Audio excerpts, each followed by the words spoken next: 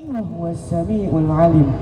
Yang terhormat kepada para dewan juri, yang saya banggakan kepada para kakak panitia, dan yang saya cintai kepada pembimbing, dan yang saya cintai dan yang saya hormati para pemuda-pemudi yang ikut serta merayakan lomba pidato Gebiar Muhammadiyah ini. Assalamualaikum warahmatullahi wabarakatuh.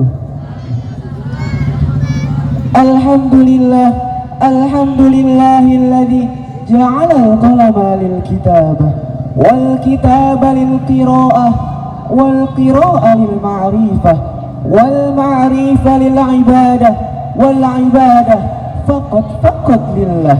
Ashhadu an la ilaha illallah wa ashhadu anna Muhammadar Rasulullah. Sanana minad dini wa kadzalika ila siratim mustaqim, amma ba'd. Yang pertama-tama, yang paling utama, marilah kita panjatkan puji serta syukur atas nikmat kehadirat Allah Subhanahu wa taala yang telah memberikan kita nikmat kesehatan, nikmat iman, yang telah memberikan kita rezeki, yang telah menciptakan langit tanpa tiang, bumi tanpa hamparan, laut tanpa material, sehingga kita bisa berkumpul di tempat yang insya Allah barokahkan ini. Dan jangan lupa kita memberi sholawat serta salam atas sanjungan Nabi besar kita, baginda kita, Nabi besar Muhammad sallallahu alaihi wasallam. Beliaulah yang telah mengharumkan nama Islam dari zaman kegelapan hingga zaman terang benderang seperti ini. Dari zamannya para rasul naik onta sampai zamannya para pejabat naik mobil Toyota. Sebelum saya memulai pidato saya, alangkah baiknya saya memperkenalkan diri kepada para pemuda-pemudi, kepada para dewan juri. Nama saya Ramzi Nur Efrian, asal saya dari Kota Bekasi, sekolah saya SMK Cita Karya Teknika Leo Sadeng, Kabupaten Bogor, Jawa Barat. Berdirinya saya di sini untuk mengikuti lomba pidato Gebiar Muhammadiyah yang bertemakan pemuda sebagai pemimpin bangsa. Apa arti pemuda? Pemuda yang dikenal dengan manusia yang tangguh, manusia yang hebat, manusia yang kuat akan mentalnya, manusia yang mempunyai semangat jiwa raganya untuk mengharumkan bangsa kita, bangsa Indonesia. Namun sangat disayangkan, kebanyakan para pemuda-pemuda sekarang yang tiap malam kerjaannya hanya nongkrong, ngopi dan ngerokok. Bagaimana para pemuda-pemuda sekarang bisa menjadi pemimpin bangsa Indonesia di masa depan, sedangkan tugasnya saja seperti itu? Hadirin rahimakumullah, kita harus selalu ingat jasa para pejuang-pejuang dulu yang sering mengabdi kepada negara, yang sering berperang untuk mempertahankan tanah air kita, tanah air Indonesia. Hal ini harus kita renungkan bersama dan perlu ada solusinya. Dalam mahfuzat ada yang mengatakan, inna fi yadi syubban amrul ummah wa fi aqdamiha hayataha, yang artinya sesungguhnya di tangan para pemuda adalah urusan umat, dan pada kaki-kaki mereka lah terdapat kehidupan umat. Maksud dari mahfuzat tersebut, ketika para pemuda bisa menggerakkan tangannya dengan benar, insya Allah pemuda itu bisa menyelesaikan masalah-masalah umat dalam hal kecil maupun masalah besar.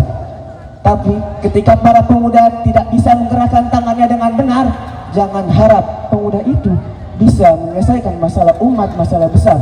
Dalam hal kecil pun saja tidak bisa ia selesaikan, apalagi masalah besar yang ingin ia selesaikan.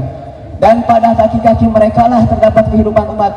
Ketika para pemuda melangkahkan kakinya dengan benar, insya Allah pemuda itu akan melihat kehidupan Indonesia yang nyaman, harmonis dan tentram di masa depan.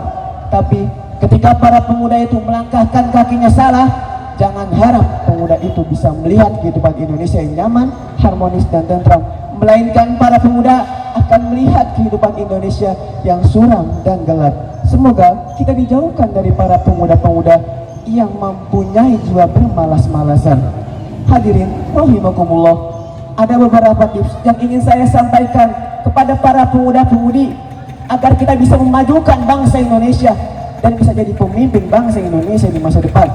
Yang pertama, kita harus selalu ingat jasa para pejuang-pejuang dulu yang rela mengorbankan jiwa, raga, dan hartanya demi membela bangsa Indonesia. Kita harus jadikan motivasi lebih semangat dalam meraih kesuksesan untuk bisa menjadi pemimpin bangsa masa depan. Yang kedua, giat dalam belajar, patuh dalam melaksanakan kewajiban sebagai hamba Allah, menggunakan waktu sebaik-baiknya karena telah tertera di surah Al-Asr ayat 1 dan 2. Bismillahirrahmanirrahim.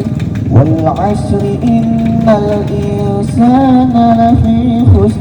Yang artinya demi masa, innal insana lafi khusr. Sesungguhnya manusia ketika tidak bisa menggunakan waktu sebaik-baiknya, ia adalah orang yang merugi. Kita para pemuda harus bisa memanfaatkan waktu sebaik-baiknya. Kita bisa ambil contoh seperti almarhum B.J. Habibie. Beliau adalah profesor, ilmuwan, penemuan pesawat Gatot Kaca N250. Karena penemuan B.J. Habibie lah bisa mengharumkan bangsa Indonesia. Namun B.J. Habibie pun tidak kenal namanya lelah, sampai ia pergi ke Jerman hanya untuk menambah ilmu dan wawasannya. Kita harus mempunyai impian seperti almarhum B.J. Habibie. Kejarlah impian kita yang kita inginkan. Ketika kita sudah tercapai impiannya, insya Allah kita akan merasakan yang namanya nikmat perjuangan. Apalagi kita diberi amanah untuk menjadi pemimpin bangsa di masa depan.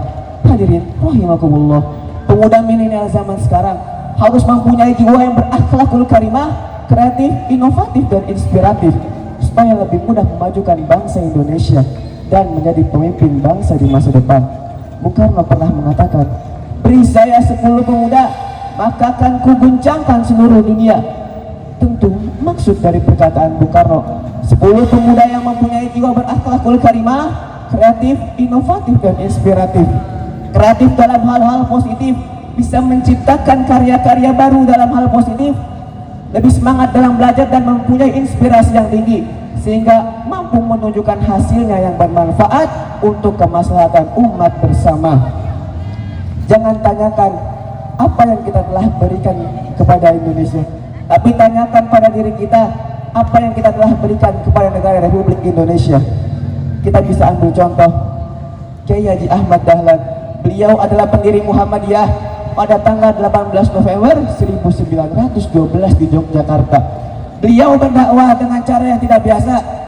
Beliau berdakwah dengan cara sosial, dakwah pendidikan, dan dakwah kebudayaan untuk mengeluarkan rakyat-rakyat Indonesia dari kemiskinan.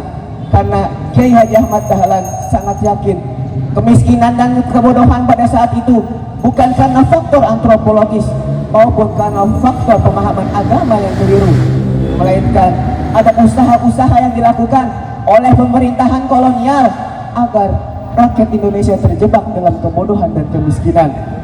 Kiai Haji Ahmad Dahlan telah memberikan kepada negara Indonesia ilmu yang bermanfaat dan untuk para pemuda, dan telah mengasih organisasi yang hingga berjalan sampai saat ini, yakni Muhammadiyah. Hadirin rahimakumullah, dengan karya nyata inilah seorang pemuda akan lebih dihargai, bisa lebih percaya diri. Pemuda-pemuda inilah akan diakui keberadaannya oleh seluruh penjuru dunia.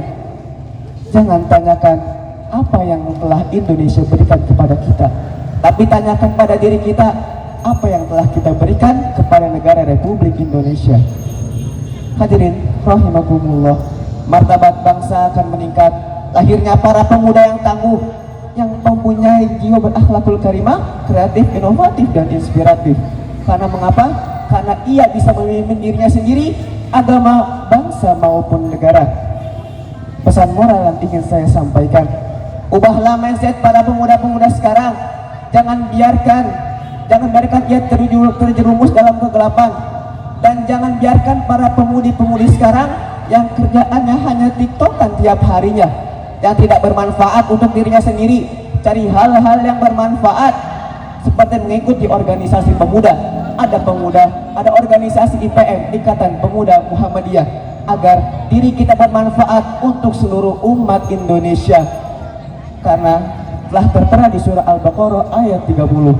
Bismillahirrahmanirrahim. Wa in qala rabbuka lil malaikati inni ja'ilun fil ardi khalifah, yang artinya Allah telah berfirman kepada para malaikat, aku akan menjadikan seorang khalifah di muka bumi. Allah telah mengingatkan kita untuk kita menjadi pemimpin di muka bumi. Jangan bermalas-malasan. karena bermalas-malasan, perbuatan yang setan suka. Kita ingin mengikuti aliran setan, apa ingin mengikuti aliran Allah Subhanahu wa taala. Cukup sekian dari saya. Ma sabaka min hasanatin fa min Allah wa ma sabaka min sayyi'atin fa min nafsik. Jika ada kata-kata yang benar datang dari Allah, dan jika ada kata-kata yang salah datangnya dari diri saya pribadi, karena saya juga manusia mempunyai kelumputan dan kesalahan. Sekian dari saya. Wassalamualaikum warahmatullahi wabarakatuh.